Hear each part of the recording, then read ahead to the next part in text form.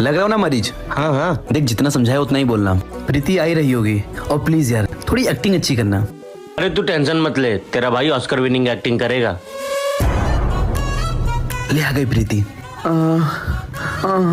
क्या हुआ बाबू, क्या हुआ? डॉक्टर साहब इनको क्या हुआ? एक्चुअली इनको